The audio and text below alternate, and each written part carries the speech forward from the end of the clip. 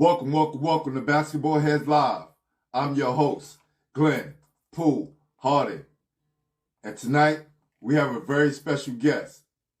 This basketball head is our Archbishop Molloy Great. Like other Molloy Greats who have graced this platform, like Kenny Anderson, New York City legend, Jason Alexander, Adolphus Gaffney, LaRon Mapp, Bobby Moran, and my guy, Ralph James. This basketball head was an all-city performer who went on to star at Holy Cross College and became one of their top scorers of all time with 1,492 points and a record-setting 292 steals, 222 three-pointers made, and 308 assists. So you know he was out there repping New York City to the fullest. He was named All-Patriot League 2004, 2005, and 2006. Patriot League Player of the Year in 2005, as well as Defensive Player of the Year in 2006. This basketball head was a three-time Patriot League All-Tournament team. When it was all said and done, he became a Hall of Fame inductee for Holy Cross College. After his amazing college career, he went over to play, in the summer league. That's why I have this green on, for the legendary Boston Celtics. Then after that, he took his talents over to Europe and then enjoyed a 10-year career as a pro ball player in Puerto Rico. Now, you can catch him on the sidelines as head coach of the 2022 Brooklyn champs, Eagle Academy, getting ready for the playoff and lead his team, hopefully, brother, to a city and state championship. So, without further ado, help me welcome to the show, Archbishop Molloy Great, Holy Cross College Hall of Fame inductee and head coach of Eagle Academy in Brooklyn, Coach Kevin Hamilton Jr. Y'all ready? Y'all ready?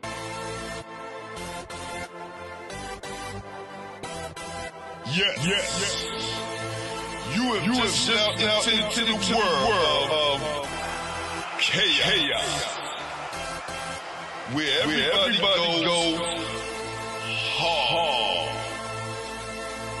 Come on. Go hard. Go hard. Go hard. Go hard. Go hard. Or go home. Never back down. You gotta hold your own. Go hard. Go hard. Go hard. Go hard. Go hard. East Coast. Go hard. West Coast. Go hard. Midwest. Go hard. Dirty. Hurry up, everybody. Get online, buy your tickets, cause the game about to start. What's going on? How you doing? Oh, man. Bless the highly favored, fam. I can't complain, man. I'm on here with you, man, so I'm feeling good, man. I appreciate you for having me on. Nah. It's long overdue. Watch you coach for a few years now. I'm really connected to your school in sort of a kind of way because my older cousin, Zachary Husser, God rest his soul, he was the consultant for you guys' schools and was very close to your founder, Mr. David Banks. Okay, nice.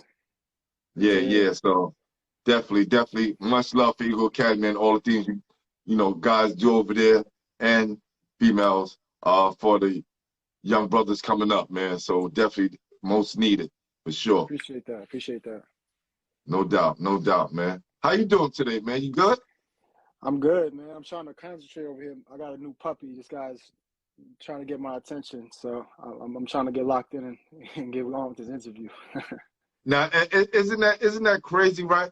One of my best friends, Kevin Jenkins, he just got a new puppy as well, and we were just talking about how they understand what we saying, but we can't understand them.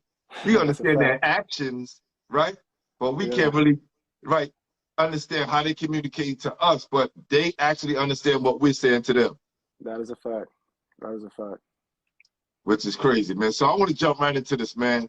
Who introduced you to the game? My father. My father played. He went to the college, Iona College. He's actually a Hall of Famer there. And you know, from my earliest days, I remember him playing in the park. We used to live in Jamaica, Rufus King houses in Jamaica when I was really young. And you know, just seeing him play in the park, the respect that he would get walking around in the streets from people that recognized him as a basketball player. Watching his old game film and stuff like that. So my father was like my first real introduction. Salute to dad, man. So it's a special thing when, you know, our dads can introduce us to the game and kind of guide us through, especially if they did it. It's kind of easier. I have my guy, DJ Superstar Jay, and he was just talking about how he didn't have that, right? And he wished he did. So I always take my hat off to you guys who come on and who dads are, you know, been instrumental in you guys' lives. Right. No, I appreciate that.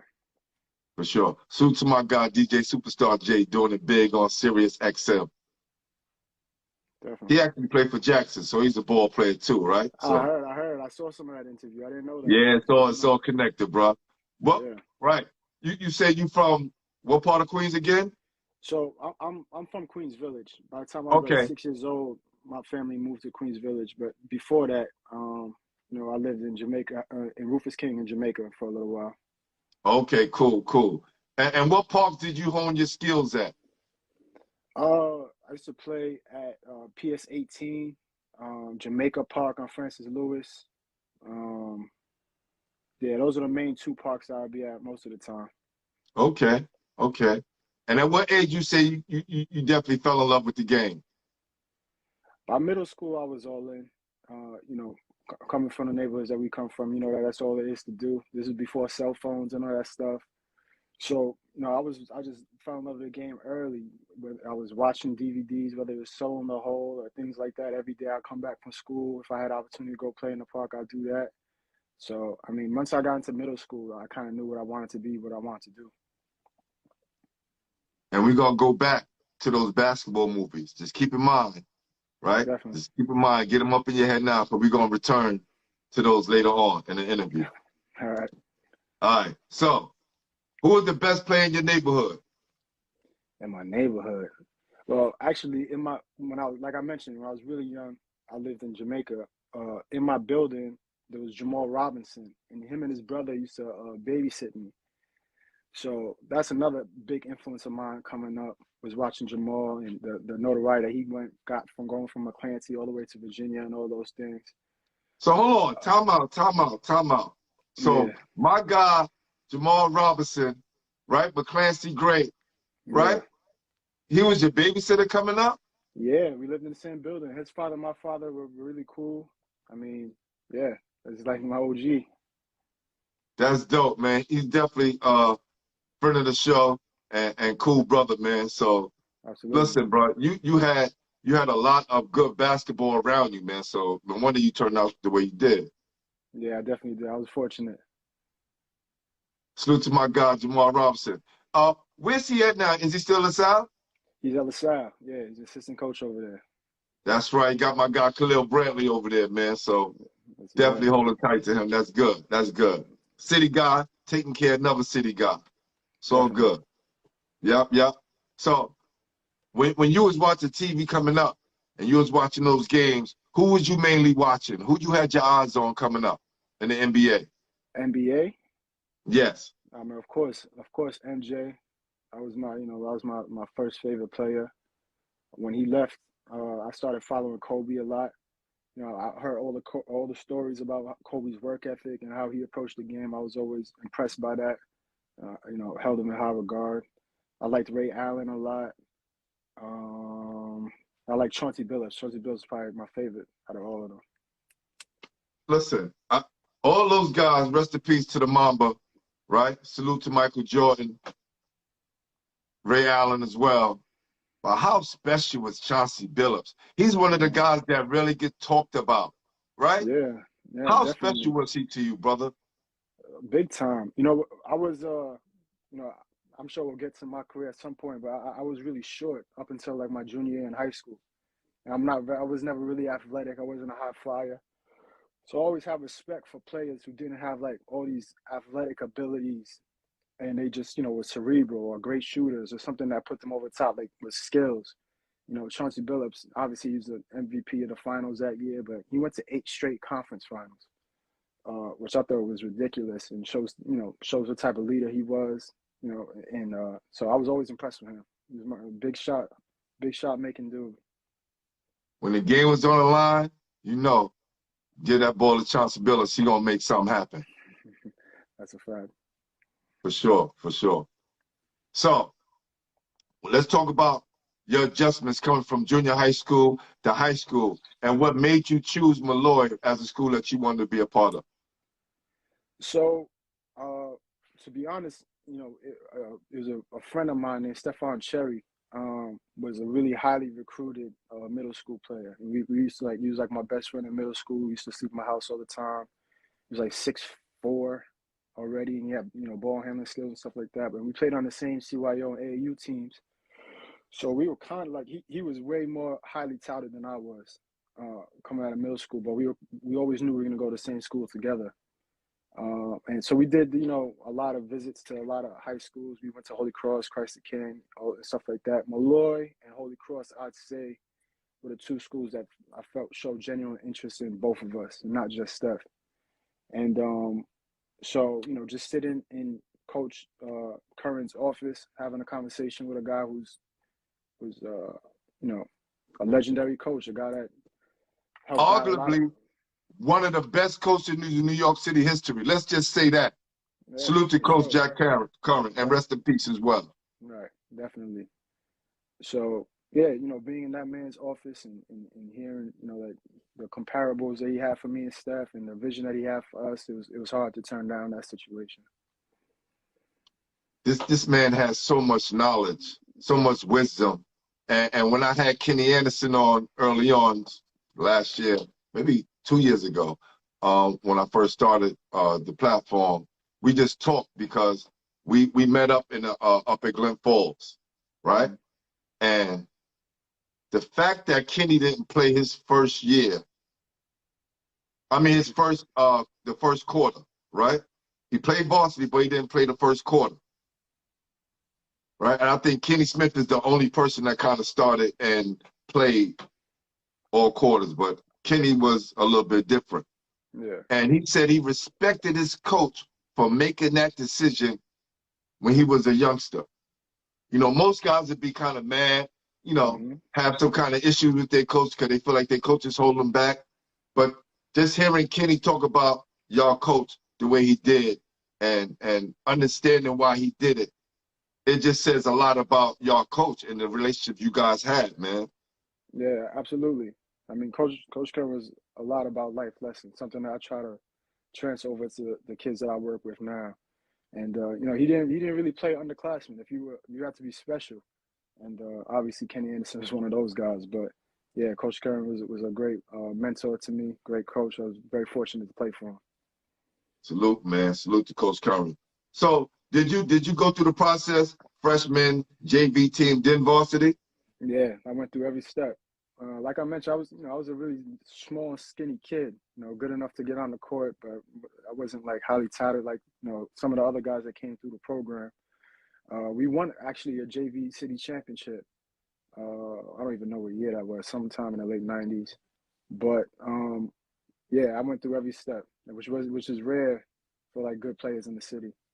Yes, because usually they move them up real quick. But look, you was at a special school and coach didn't play, those guys just because you had a name or just because you felt you were special.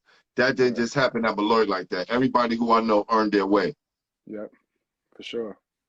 So when did you start to come into your own, right? When did you start to come into your own, and what year did you actually grow, to the size that you were able to do what you needed to do in high school? So I'd say towards the middle of my junior year to the beginning of my senior year is when things kind of turned around for me. I didn't play that much early on, but between that time, I also grew like 8 inches. So yeah, it was crazy. It was a crazy growth spurt, and I was playing, on the ball as a one most of the time.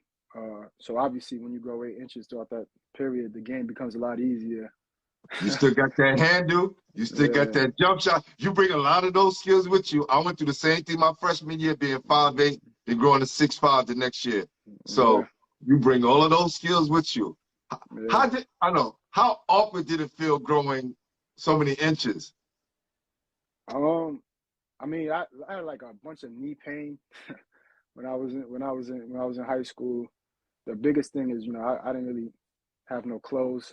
That was the biggest issue at the time.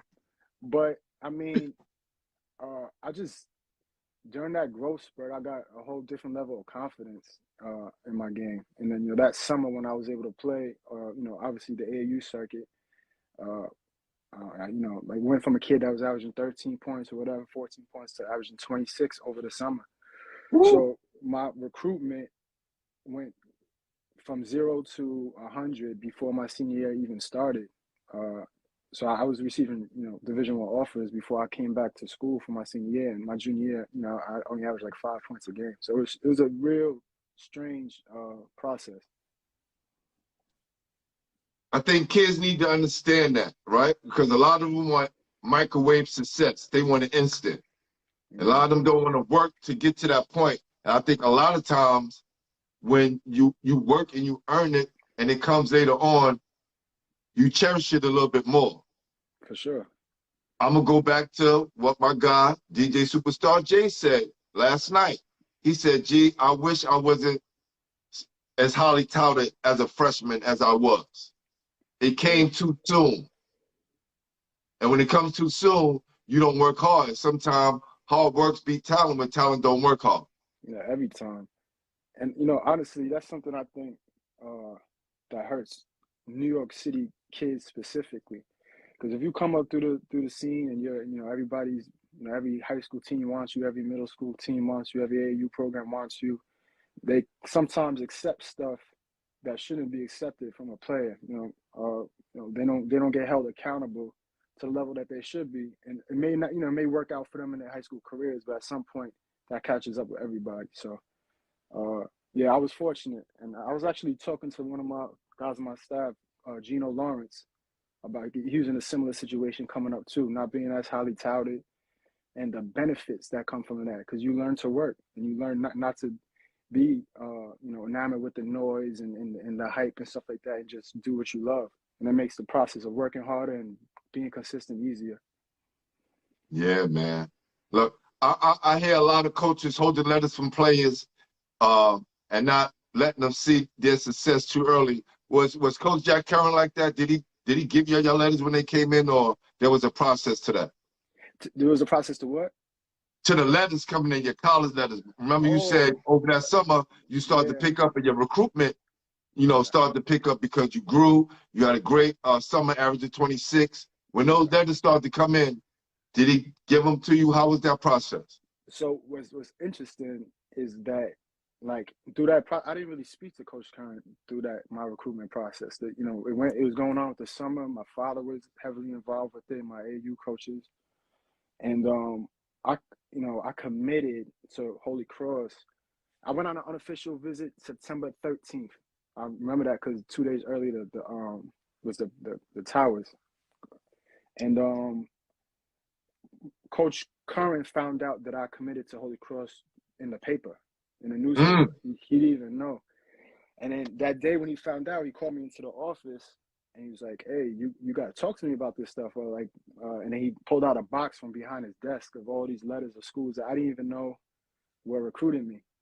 So, mid-majors, St. Louis. I remember St. Louis and Arkansas, Little Rock and stuff like that being in there. So it was a bunch of a bunch of schools that I hadn't even known were interested, but I had already made my decision. That's a funny dynamic. The good thing is you had your dad and your AAU coaches involved, right? Yeah. So just imagine they weren't involved. You made that choice on your own without any guidance, and then coach come with all these letters and like, yo, look. Right.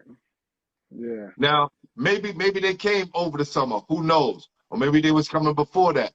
we will never know. But Right. it's always a thing to discuss with coaches to feel how they handle that process. Now, I know things Yeah. a little differently now because you have text and all of those things now that Yeah. coaches could do. How do you handle that for your players? I could do it on a base. Well, obviously, for my kids, I do a lot of outreach to schools that I feel like they could potentially play for. But a lot, it's split. There's AU programs that they play for handle a lot of recruitment as well. I'm really as involved as my kid wants me to be. You know what I'm saying? Before, as the process gets started, I've spoken to a bunch of kids. I'm going to speak to one tomorrow actually, and more as time goes on. But just like, I want to be more of like an advisor with this. I don't want to be swaying you to make a decision any way Right. or another. Just trying to like inform you the things that you should be looking at, things that, you need to consider when you're making a decision like this, things to be looking for in a program, the type of questions to ask. And, I think that the kids, our thing with our program is not just about basketball. We really try to help them be like intelligent young men, be able to think for themselves. And, I want kids to be happy with their situation, but I want it to be their choice. So I'm just as involved as they want me to be, for real. That's awesome. That's awesome. All right. I just want to take a moment for announcement real quick. To everybody that's on the platform, I need everybody to go to my YouTube page and please subscribe. Please subscribe. It costs you nothing. All right. You check out some amazing games like Wagner versus Curtis, Campus Madness versus Will, and of course, Eagle Academy versus South Shore. You want to catch those highlights to that game. All right. And also, you get to check out the Glenn McMillan Tournament 50 and Over Championship League that was held down in the BRC with New York City legends Seth Marshall, Half Man, Half Amazing, Ephraim Whitehead, and Norman Juju Marbury. So please, if you haven't done it already, please go to the page and subscribe. The link is in the bio. And one more last announcement.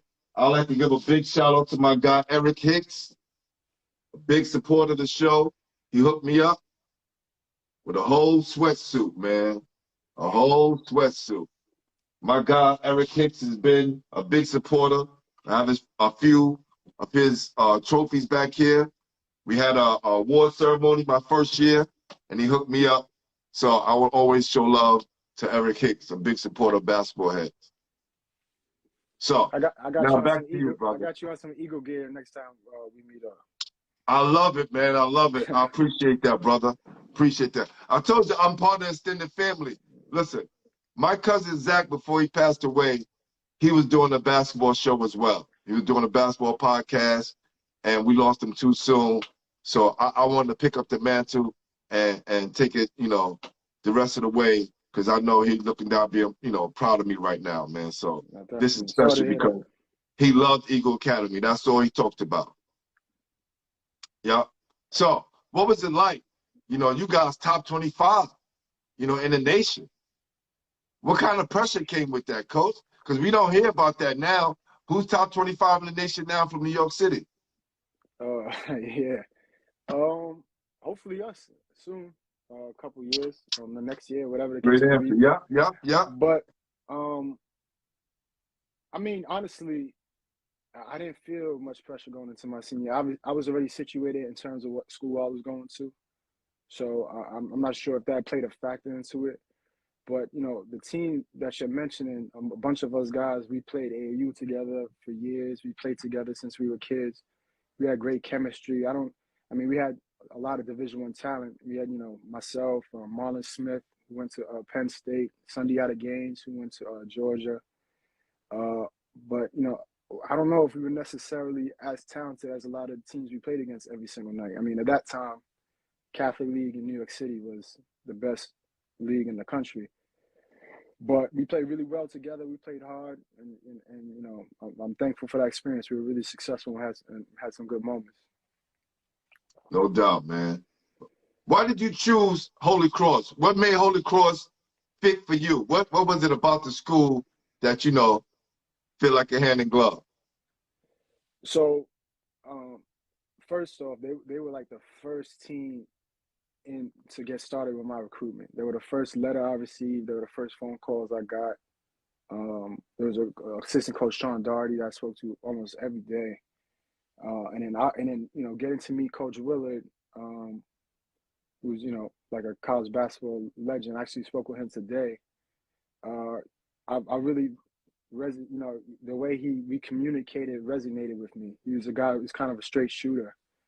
And I was used to my pops being involved with my basketball career, and he kept it straight with me at all times. So I responded to people that were honest. Throughout the recruitment process, and it's something I try to prepare my kids for is you're going to be told a bunch of things that you want to hear, and people are going to be telling you promising you things and all that stuff. So just having a coach that was completely honest with me, like, you got to get work on this, but I see you doing this, and I see you, and the opportunity to play right away factored into it too. So my mother loved the fact that I was a good academic school. I loved the coach. I liked the fact that I would be going someplace that I knew I was wanted. So it wasn't as hard as a decision as I guess some other people had in their recruitment. How was life off the court, as far as your interaction with the student body? It was different. I'm from Queens Village, and Holy Cross is 92% white institution. So it's a lot of cultural differences, but going to Molloy kind of prepared me for that a little bit. There's New England is a different look than New York. People's accents, the way the type of fans and bad, right? They be like, God. I went to Maine Central, so I got the whole thing, so, man. Yeah, early. Yeah, New England is a different place. Yeah. But I enjoyed my time there. I made some really cool relationships with these people, with my classmates. So once I was there for like a couple of months, I got adjusted.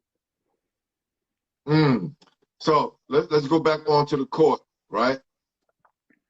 Freshman year, you come in. How is things working out for you? Like, not good. I mean, let me not say not good. I was on a great team. We were I think one of the best mid-major teams in the country at the time. Me personally, I struggled with the transition, and I have a kid that's playing at Wagner right now, and I talk to him pretty often, and he's kind of going through things that are similar.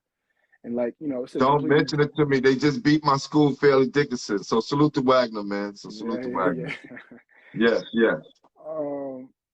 Yeah. So I initially it was tough. You realize there's a different upper body strength at this level, the speed of the game, the discipline. But by the end of the year, I got adjusted to the system. I got adjusted to the speed of the game. So it was a long, hard year. But by the end of the year, personally, I felt comfortable, and I was obviously happy that we won so many games. Look, a lot of our guys from New York, we don't go to the weight room, right? we want to go into college with the body that we have in high school and think that transition is going to be easy. And then when we get to college, we playing against grown men, dudes who are more physically, adapt to college ball than what we are. And we have that transition. And I think kids need to understand that. Every level you go on, there's going to be a transition. For sure. I have my guy Terrence Wrench up here, and he talked about his transition, being Mr. Basketball, then going to Texas and being Texas' leading scorer. But then get to the NBA and got to start all over again. And it was very difficult for him. Like, you got to start over from scratch. Yeah, everybody is the man where they came from at the next level. So, I mean, there's no special treatment. You got to earn everything you get. And I know, I'm actually thankful, as you go through those experiences and you continue on your career, you're thankful for them. You're thankful for having to work through those things and work through those insecurities or whatever the case may be. I think sometimes now kids kind of run away from that stuff. Yep. But it's important if you want to have, a real long career to be able to fight through those things. Yeah, because I know you had challenges all along the way, but the numbers you was putting up, 1,000 plus, score in your career, 222 3-pointers made, 308 assists. When did things start to kick in for you? That you said, I kind of got this now. Well, by the end of my freshman year, when we made it we were in a Patriot League tournament, the 3 playoff games that we had. I made the all tournament team as a freshman. And previous to then, I wasn't having a really good season. But just having that type of ending to the year, having the trust of your teammates as a freshman is another thing that's big. I was playing with the player of the year. I was playing with Javed Mead, who's my assistant on our staff now, who's a preseason player of the year and 3-time champion, Hall of Famer himself. So I was playing for a lot of really good players. And, for them to trust a freshman in those circumstances was enough for me to feel confident. And so at the end of my freshman year, and definitely going to my sophomore year, when my role expanded, I felt really comfortable and I felt like I could play like myself. What was the game that stood out for everybody during that all tournament time that you had? What was the game that stood out for you that propelled you to be all tournament as a freshman? That rarely happens. Yeah, I think it was the championship game. I had I don't know if it was 15 points or 13 points in 15 minutes or something like that. And I made some big plays in the game.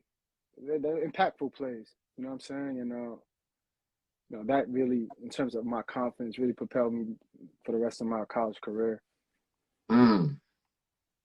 Nice. So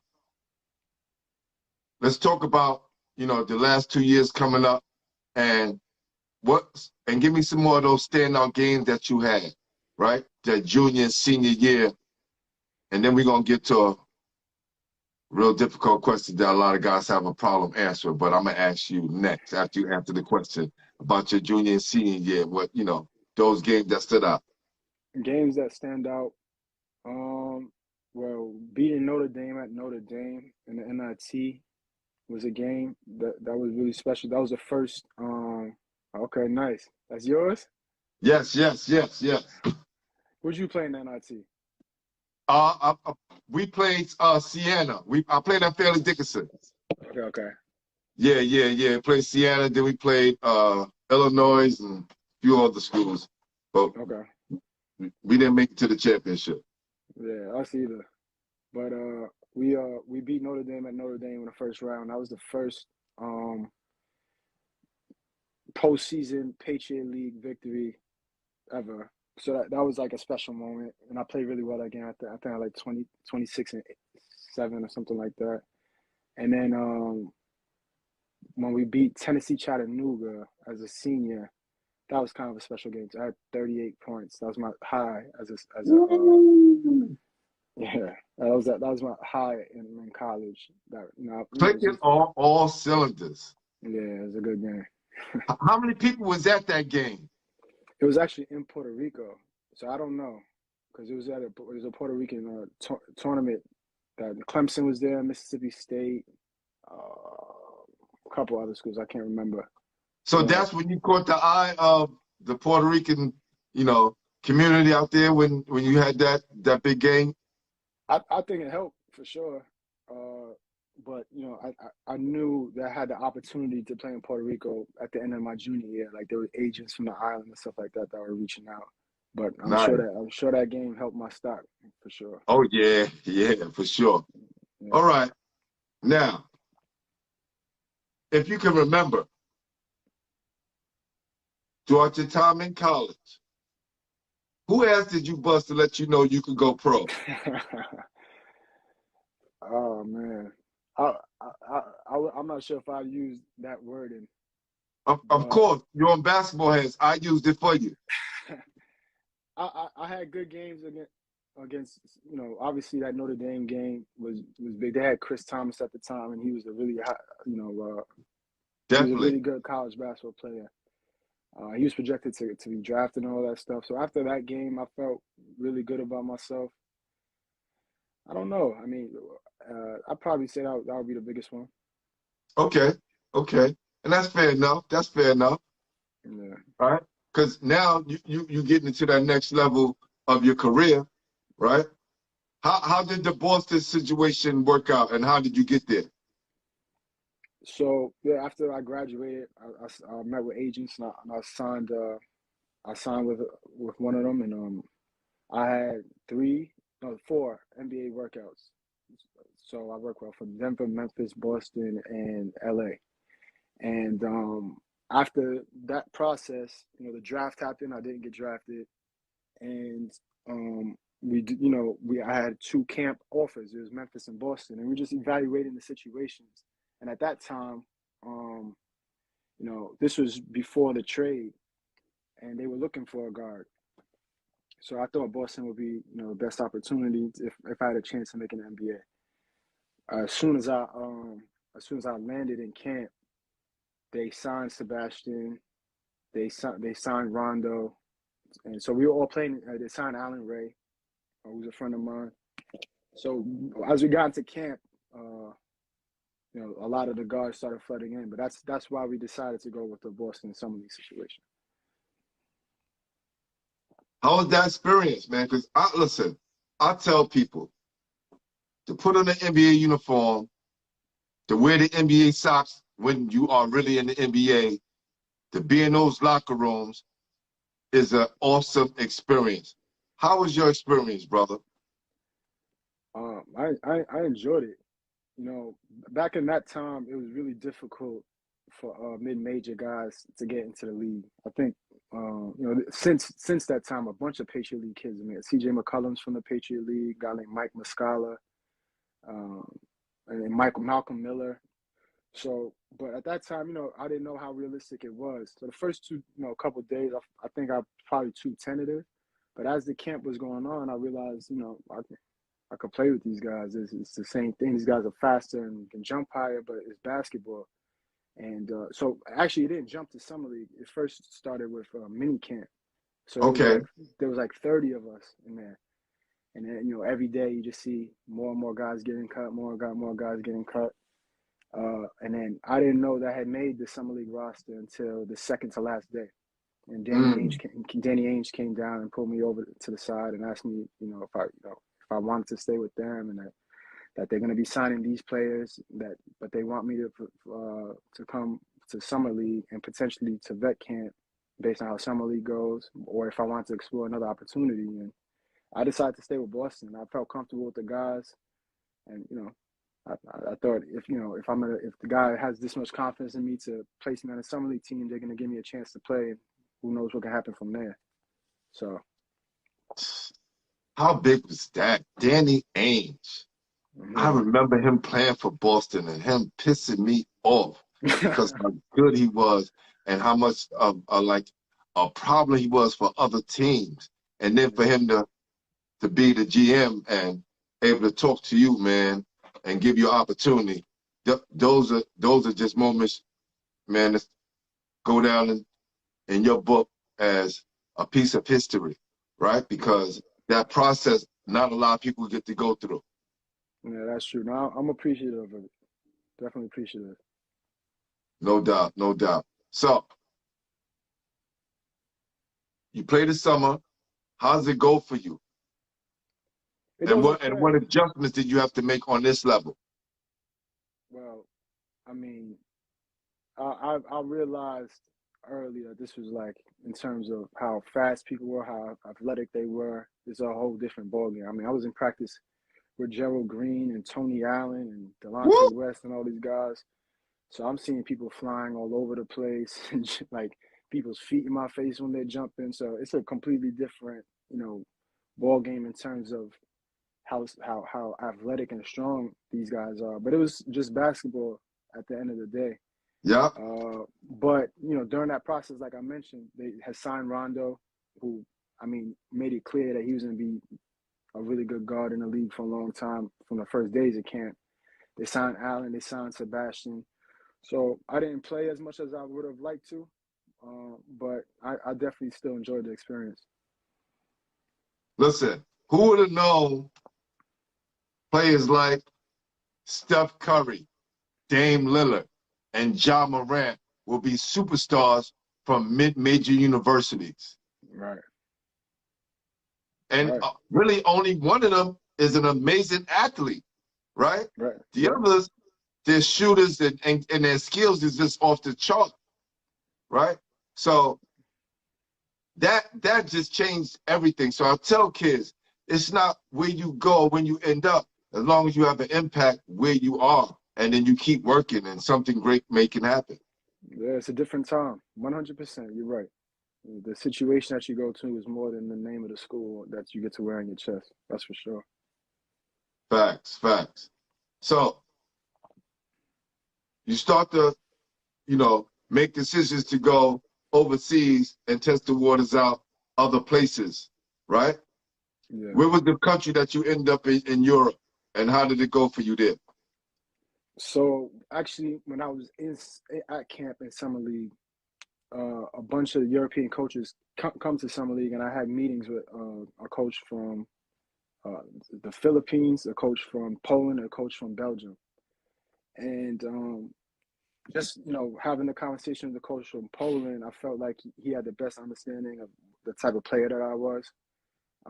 He had done like a lot of research. I feel like he knew me the best, and the situation it was actually a little bit less money than the Belgium situation, but I just felt like I'd be able to start my career off in a situation I feel comfortable. So that's how I ended up in Poland. The team was called Polpak Swieci. So it was the first division in Poland, which is a pretty competitive league. And that's how I ended up there.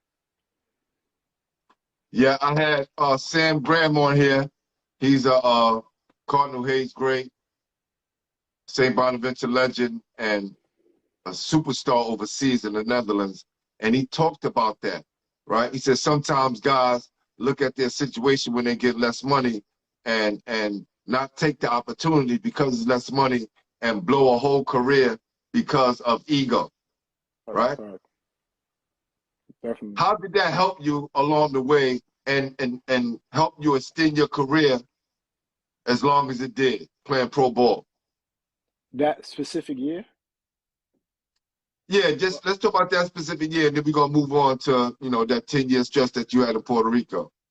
Yeah, well, so that year, the team that I was on was really young, and I think the coach was going for that type of look, like a college team basically. We only had like one veteran guy, and we were really competitive. We played really well, and I think what the coach, one of his strengths was, being able to put the pieces together and have a team that, he noticed that even though I scored a lot in college, that I like to pass the ball. Like that was the thing I like to do the most. I like to set my teammates up and stuff like that. So he used to put me at the point a lot in the games, which changed my position overseas. I played shooting guard all year all my college career, but after playing for this guy, I played point guard, and that like increased my marketability, increased my opportunities because a 6'4" shooting guard, you can find that anywhere, but a 6'4" point guard is is a lot more marketable. So taking that job my first year out of college really changed my trajectory as a player. Wow, that's crazy. What up, Bull? Got my guy Booger Smith on here. My guy A-Game Ron Sufran, Miss Pinnock from Positive Direction. Salute. What up, Bronco? What up, fam?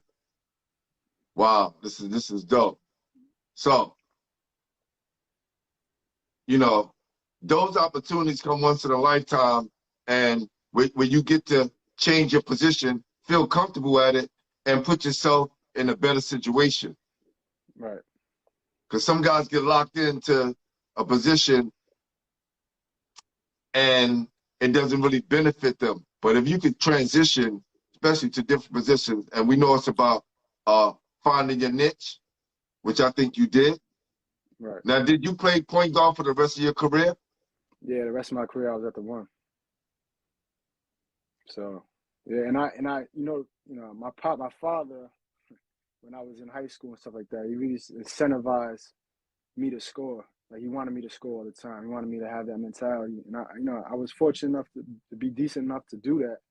But I always liked to be like, the cerebral player on the court more. I used to like set games up and have control. Point guards, you can control a game and score 6 points and be the most dominant player on the court. So I like that aspect in the game. So once I got to become a pro and play the way I felt most comfortable, that was like heaven to me.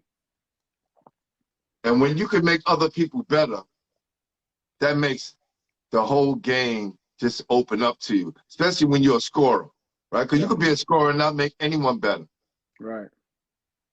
But if you can score and you can make other guys better, man, sky's the limit. Absolutely.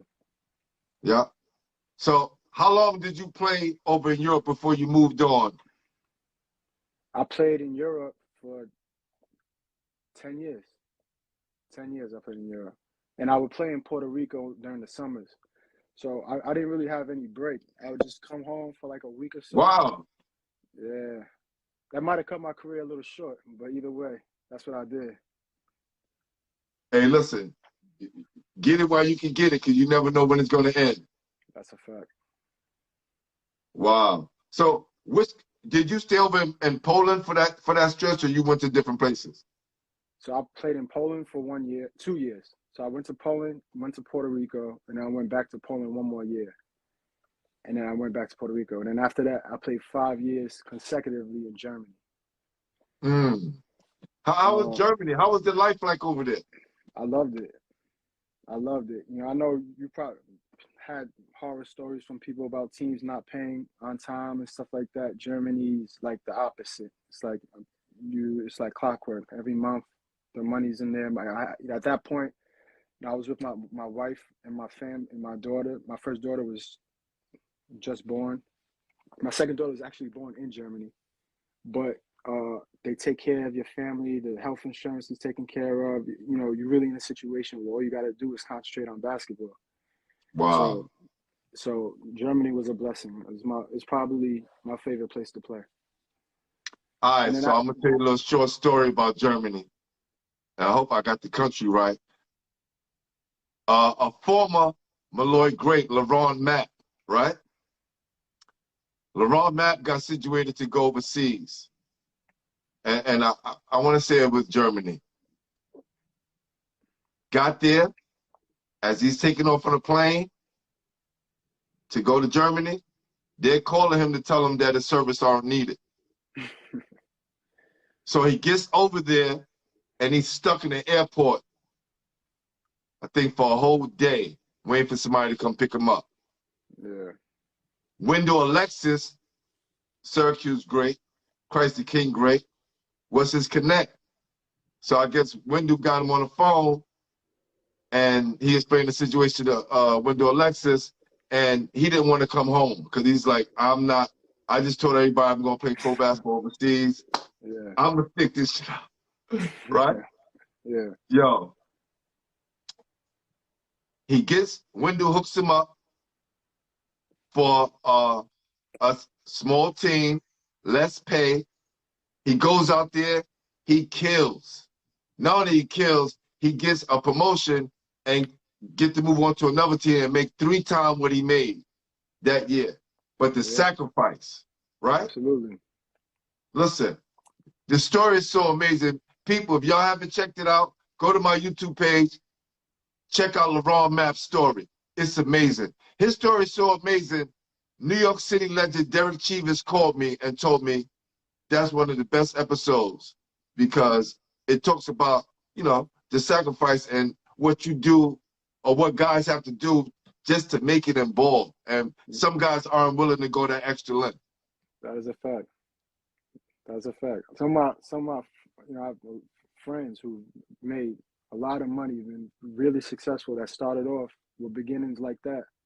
And like that's how you know the difference between the kids or the people that love the game and really don't love it. Right? Because it's even when fortunate enough to be making money, good money overseas. It's not a glamorous lifestyle as people think. It's a lot of work. It's a lot of practice. It's a lot of doing stuff you don't want to do and being in situations that are uncomfortable. You're in countries that people don't speak the same language as you. It's you gotta love the game to go far with it. And you gotta put the work in, obviously. Yeah. Another guest I had on here, Kim Hampton. She played 14 years overseas before she went to the WNBA and came on here and spoke 5 different languages. Amazing. How many do you speak, King? 1.5. I speak I speak a little bit of Spanish. I'm Puerto Rican. My mother's Puerto Rican, so Okay. So that you got a little cheat code there, right? Yeah. My oldest daughter did speak German a little bit, I think she's lost it by now, but yeah, I was going to practice in home. I wasn't picking up as many languages as I should have. Nah, it's all good. It's all good, King. I like to ask the guys that who played overseas and now coming back to the Yeah. States. Yeah. So when did the coaching bug start to kick in after your career was over? So honestly, it wasn't even something I like. It was a career that I looked into, like towards the end of my career when I could kind of see the writing on the wall that it was time to transition back home. I did like a bunch of networking, met with like alumni from my school, and just trying to figure out what I wanted to do. And I went through the coaching route. I spoke to college coaches about, and I kind of didn't at the time. I didn't really like what I heard about what assistant coaches' responsibilities are. It's a lot different than people think. You're not just going out there and coaching kids. You're doing a lot of other stuff that I wasn't really interested in doing at the time. And then, through this process, I was, training to get back overseas. And my friend that I mentioned, Javed Mead, his brother was a principal at Eagle. And he mentioned to me, he's like, yo, if you want, you can use the gym to work out. And if you're interested in education, you should talk to my brother. Just get a vibe of the building, see if it's something you'd be interested in. So I did it, and I actually just started, working with kids as a paraprofessional at first, just in the classroom. And I saw like the influence that I could have on some of the kids just because I played ball. You know what I mean? I saw like kids kind of gravitated to me. They wanted to know my story because I played and were interested in hearing about this stuff. And I kind of, I fell in love with that type of work. You know what I'm saying? And using, whatever knowledge I've been able to gain through the game to help kids. And not just the basketball aspect, but like the life lessons that you pick up Yes. from playing the game for all Yes. those years.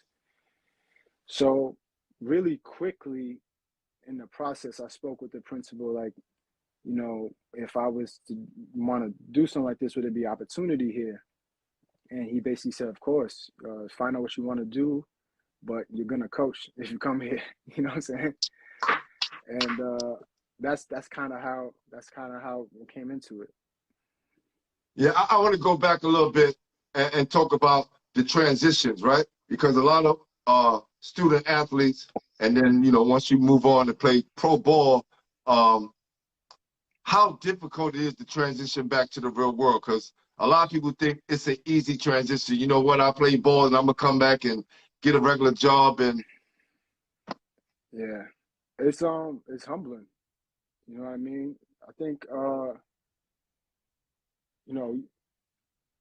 it's I have a lot of friends, obviously, a lot of former teammates who really struggle with this. You know what I'm saying? Because their whole identity is wrapped up into the game.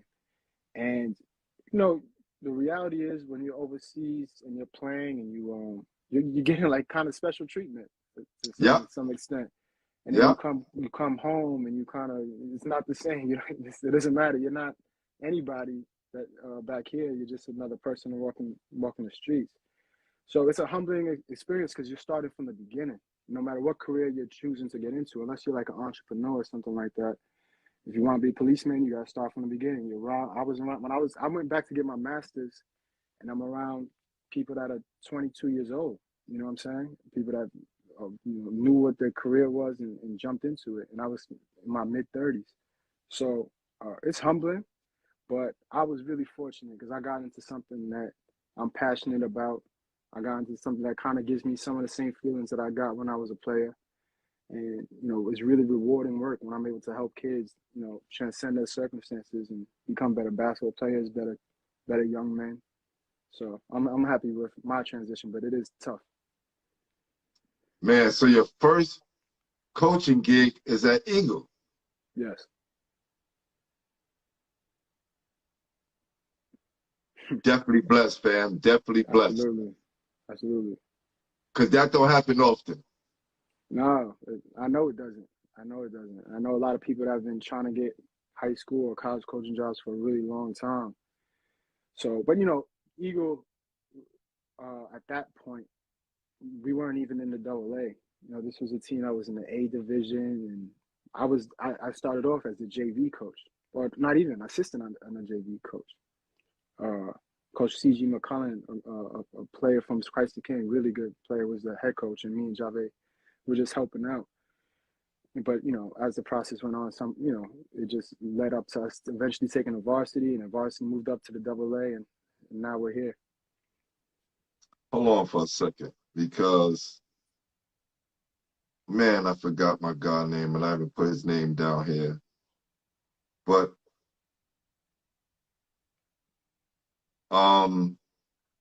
guess Mr. Banks' assistant had hit me up and gave me his number, and also gave me the contacts for the coach in the Bronx as well. Coach Rose. Right? And he was wondering, did me and you contact? I said, we already made contact already, man. So that family there at Eagle, man, is just a beautiful situation. And Definitely. again, salute to everybody at Eagle Academy and all the schools. Yeah, and congratulations to Coach Rose as well. Winning the Boroughs in the Bronx is the first year. That was historic. Yeah. So how was it your first couple of years? Well, it was challenging because we had to establish a culture. You know what I'm saying? Yeah. And Yeah. I without being overly critical of what I see in general, I just think we started from a place all right, if we're gonna do this, we're gonna teach kids the right way, and it still isn't us winning games now and being successful. I'm very happy with the guys and very proud of them, and I hope we win the city championship and have more success. But we went through years of losing our best players on our teams year after year just to enforce a level of discipline. You know what I'm saying? Just to put a culture forward that I'm not going to allow you to do things that I know you're not going to be able to do at the next level. And so we've created a culture of discipline and accountability. And so that process took time. So this is my 4th year as the head coach now, the first 2 years.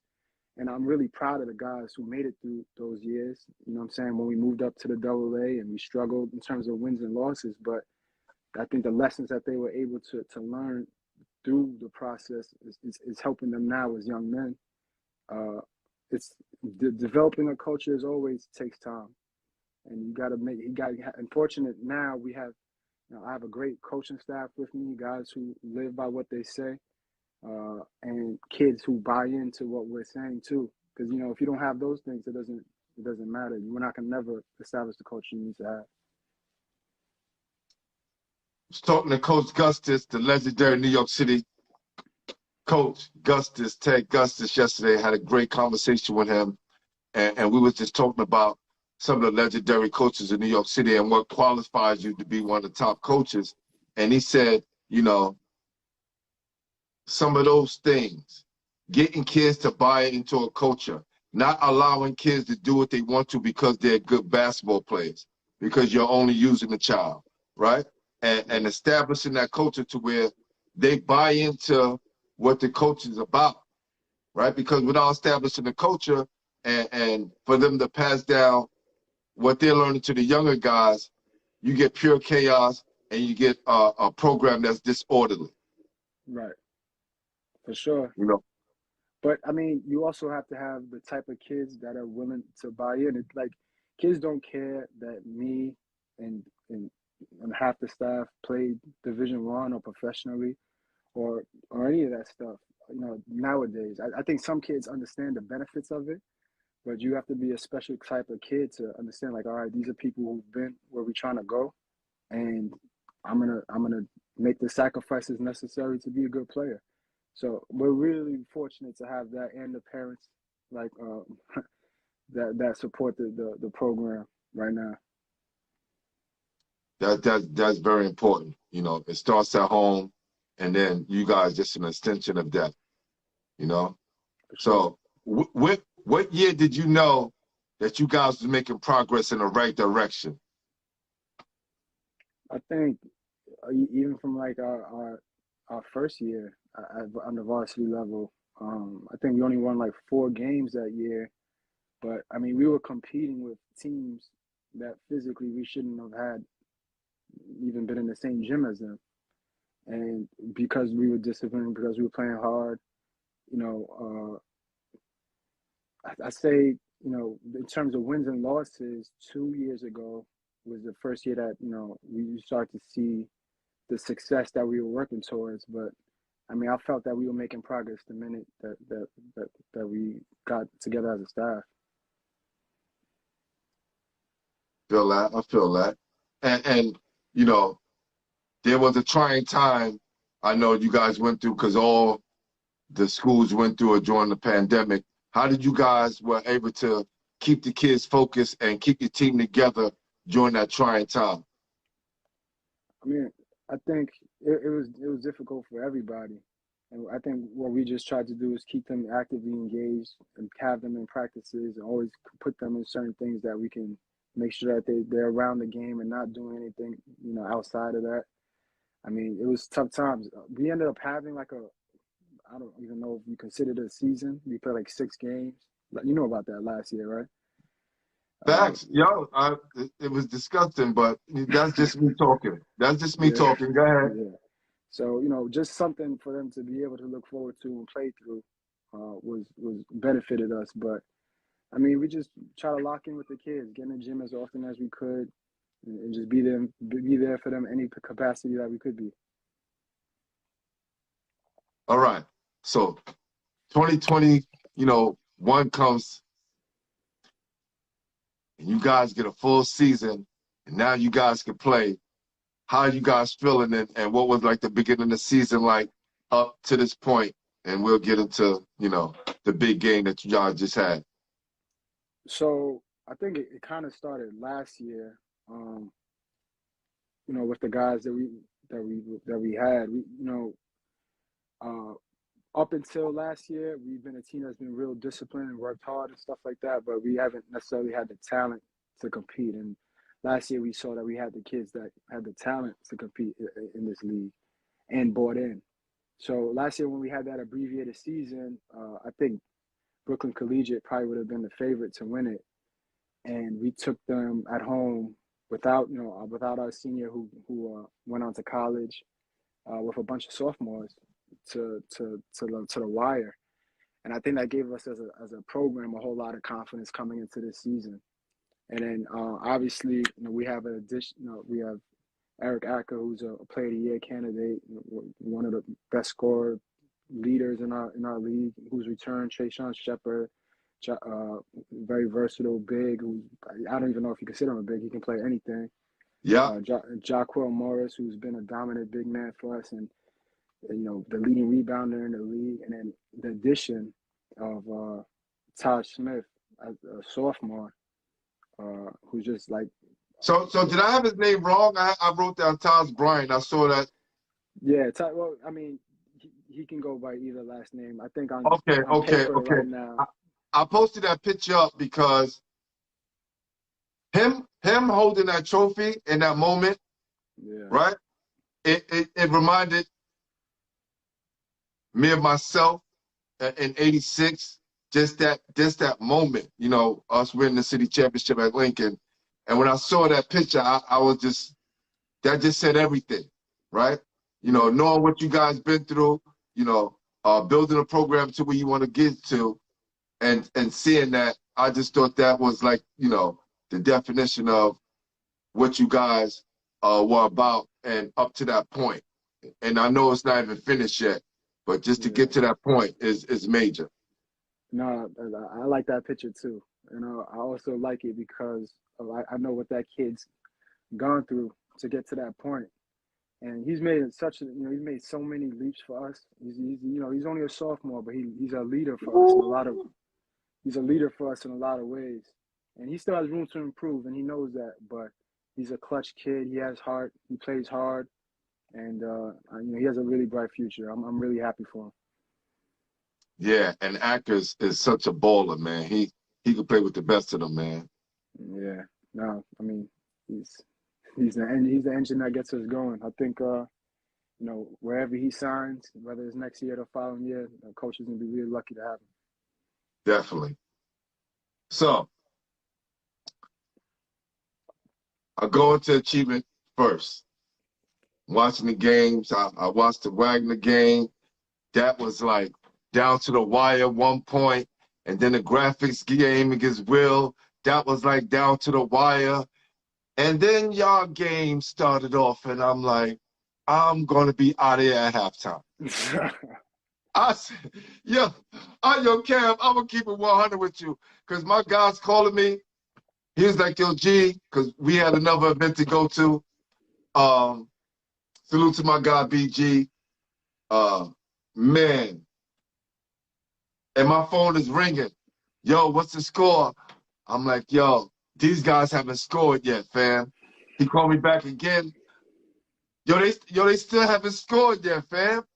What score? It's 21-zip. They smoking these guys, yo. Like, I'm leaving at halftime. True story. Right.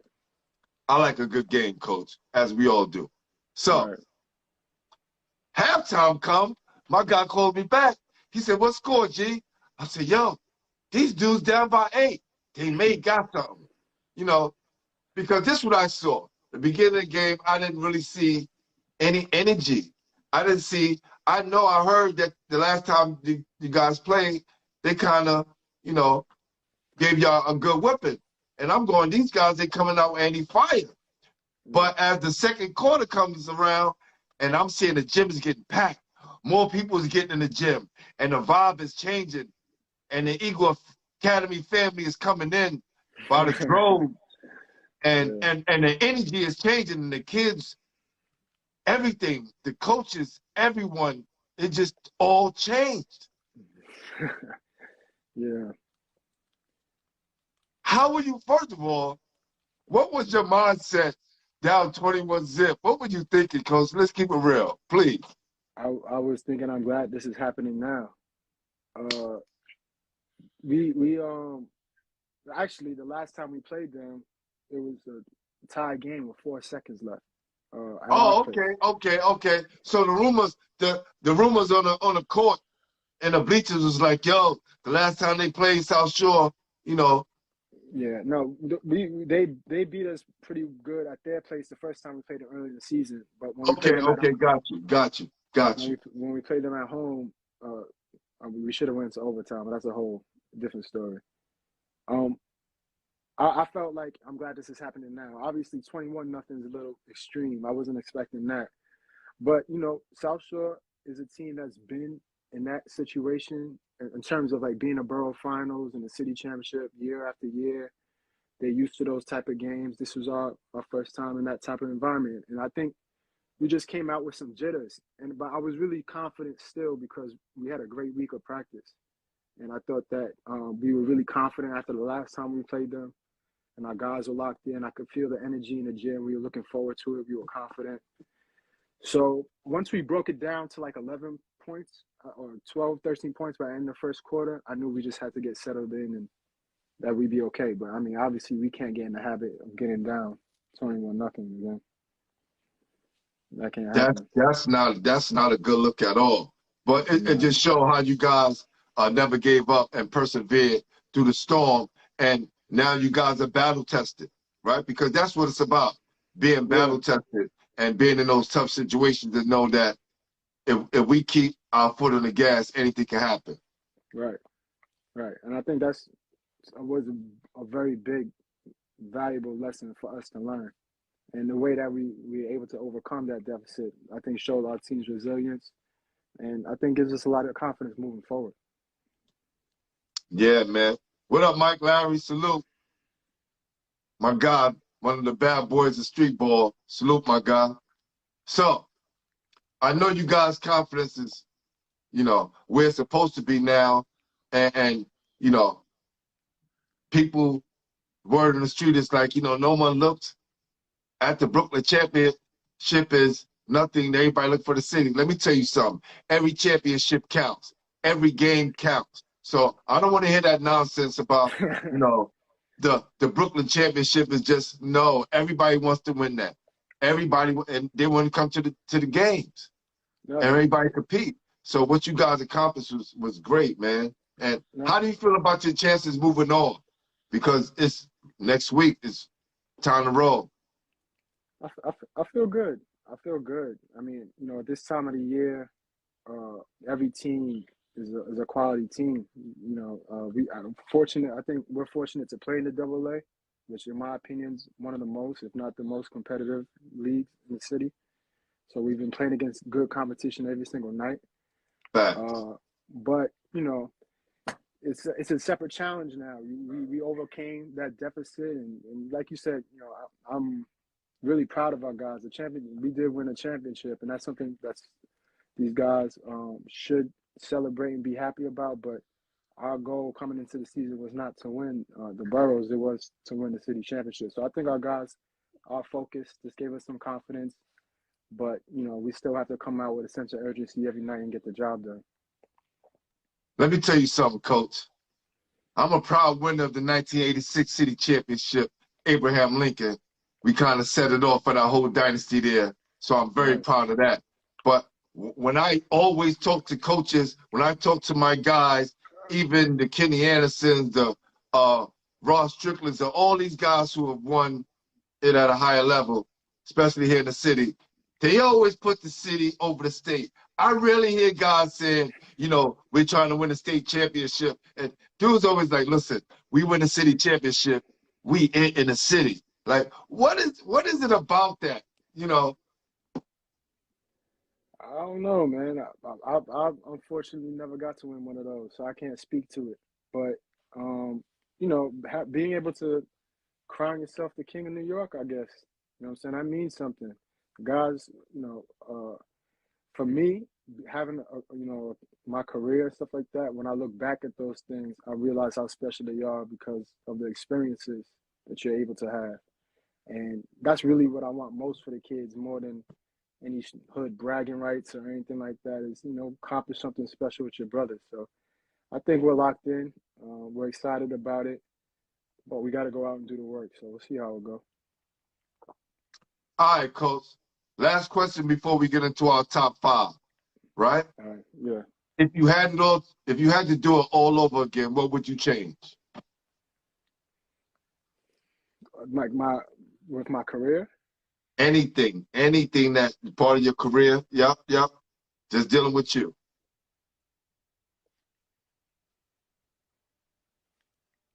I don't know. That's tough.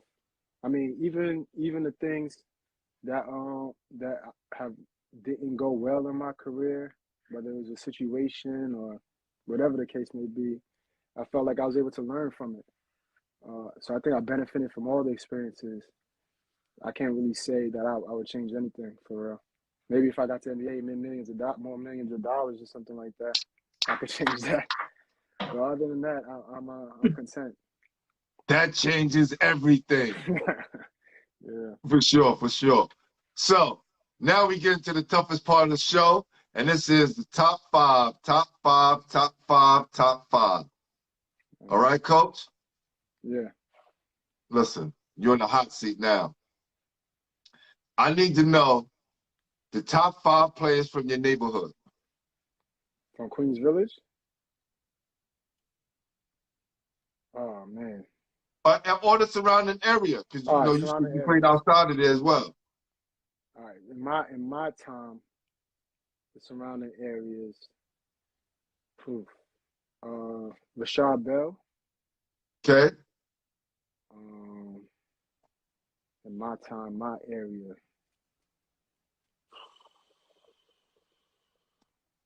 Told There was y'all a guy. this the toughest part of the show, fam. This guy. I'm not. I mean, I'm not Rashad because of his career. There was a guy that I liked watching called Showtime. Daryl Hill. Yeah, That was another friend of the show. Salute to my guy, Showtime Daryl Hill. That's right. Yeah, he was older than me, but I remember watching him play and thinking he was pissed. And those guys count too. The guys who are older than us that we looked up to. Yeah, those Oh, guys count okay. too. Yeah, but see, I'm still thinking around my neighborhood. I can name guys for sure that I looked up to, but from my neighborhood, Yeah. Rashad, got Showtime, Yuka Agbai, he went to BC. Okay. Damn, I'm gonna just Miguel Gonzalez. went to Holy Cross, and then went out to Southern New Hampshire. He's from around my area. And just I'm gonna just say myself to wrap this up. Number 5. Hey, bro, it's all good. It's all good. Top 5 players you played against. Like name-wise, or like I thought they were good. I can't answer that. This is the top 5 players you played against. You know, I don't know. All right, so I'm gonna say D Wade. Now we talk about Dwayne Wade. Dwayne Wade, yes. Yeah, fam. Let the world know you played against some guys that's NBA All-Stars and soon to be Hall of Famers. Yeah, Dwayne Wade, obviously. Amari Stoudemire. Woo! Rondo. There was a guy I'm gonna say a guy that I just felt was difficult to guard. His name was Keith Langford. He went to Kansas, lefty. He was one of the tougher. And then there was a guy named damn. Let me see. And then he was older, but I looked up to him. I would say Hollis Price was a guy that I played against that I had a lot of respect for. So those are 5, I'd say. No doubt. All right. Top 5 player from Archbishop Molloy. Kenny Anderson, Kenny Smith, Kevin Joyce. I guess Cole Anthony, right? He's Archbishop Molloy Great, yeah.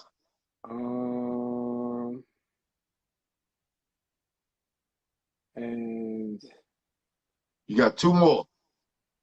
Kenny Anderson, Kenny Smith, Kevin Joyce.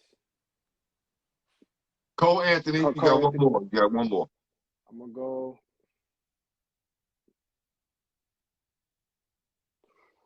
Man. Somebody said Shandu McNeil. Yeah, that's my man. That's K, one of my coaches.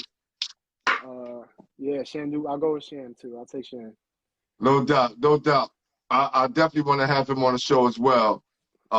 Shandu's son plays with one of my guys' sons over what's that school in Far Rockaway? Oh, in Rockaway. Russ Smith. I'm gonna knock Kevin Joyce off, and I'm gonna put Russ Smith. Russ Smith. Woo!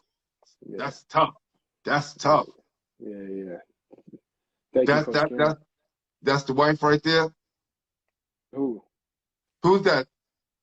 Oh no, that's somebody else. Karan. That's my brother. Yeah. Okay, your brother. Okay, cool. Yeah. Hey, he keeping you on point, man. Yeah. No, he saved me. I forgot for a second. No doubt, no doubt. Last top 5, brother. Remember early on, you mentioned watching Soul in the Hole. Yeah. And then my guy Booger Smith popped up in here. Major influence. Booger Smith. You know what I mean? What's your top 5 basketball movies all time, including documentaries? Ooh. Soul in the Hole, for sure, was one I watched all the time. Come Fly With Me. Woo! Yeah. I don't know if Above the Rim counts. That's one of my favorite movies. Come on, fam. I was in that movie. You were in that movie? I was in that movie. I think I got 2 walk-by scenes, right? And it's crazy. They caught me with hair on my head because I couldn't get a haircut. Because when they took pictures of me, they said, you can't change how you look. So I was on the purple team. If you watch the movie, like during the tournament time, I'm walking out of the tunnel when you was wearing a jersey? Yeah, I was on the purple team. You was on the Bombers? No, I was on the purple team. My purple team wasn't a featured team, but they show flashes of us playing. And then I have another walk-by scene when Dwayne is talking to Tupac. That's crazy. So it's crazy, right? So my guy, Barbito, because like after I stopped playing ball, I was in the music industry for a while. And Barbito Garcia, legendary hip-hop DJ, he gave me the plug. Come to find out that my teammate for the Empire State Games is the star of the movie, Dwayne Shake Morton. Martin. Kyle Watson. Right, that's my guy. We played on the Empire State team together. Me, him, Derek Chivas, Boo Harvey, Ross Strickland, and a host of others. And also was on that team. Prime Minister Pete Knight from third base was also on that team. And he'll be on the show soon. Right? All these guys. Yeah, so that's a classic. Oh man, classic. And then my guy, one of my close friends, Easy Mo B, he's producing Tupac at this time. Wow. That's so crazy. Yeah, crazy whirlwind, man. Crazy whirlwind. Yeah, that's crazy. You know, what's funny is a kid walked into film with his headphones on last week, and I said, I made a comment to him, you think you're Kyle Watson or something? He had no idea what I was talking about. But yeah, that's one of my favorites. And I think you got two more. I like that Magic vs. Bird documentary. I thought that was dope. Yeah, that was dope. I'm trying to think what the last one was. And I'm glad you're not looking at the screen, because most guys, when you get to this point, guys be looking at the screen knowing people are going to be typing those answers up there. So this is good. I'm going to go, what's the joint that Denzel was? He Got Game. I'm going to go He Got Game. He Got Game, definitely. Representing that Abraham Lincoln for sure. Look, what about Blue Chips? You like Blue Chips? I did. I forgot about that one. Blue Chips. Listen, for you youngsters, if you want to get an insight of how college basketball, some colleges are, and a lot of them were back in the days, watch Blue Chips. It give you a lot of, a good insight. Yeah. And then one I will share with you. Two, a movie from back in the days, Cornbread Earl and Me, and The Fist That Saved Pittsburgh. Okay. I've seen Cornbread Earl and Me. I didn't really think that was that much of a basketball movie, but I know what you're talking about. Yeah. It had Jamal Wilkes in it, so we all kind of put that in that vibe. It's a tragic movie, but The Fist That Saved Pittsburgh was definitely fun to watch, starring Dr. J. I'm gonna check that out. Listen, King, I'm glad you was able to come on the show. I know you got a lot to prepare for, and I wish you all the luck, man. I'm gonna be rooting for you guys to pull off another miracle and maybe get a city and state championship while you at it. I appreciate that, man. Thanks again. No doubt. Salute. All right. Thank you for joining us. For those of you who didn't already do so, please go subscribe to the YouTube page. And it's crazy, right? We got another Molloy great. That's Bobby Moran. Played at Molloy, played at Berkshire Prep School, then went on to star at Boston College. So look at that. The vibe is right. Listen,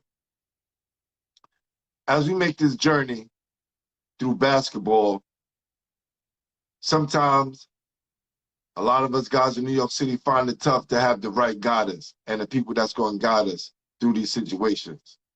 Luckily for my guy, Kev Hamilton, he had his pops to guide him along the way and steer him in the right direction.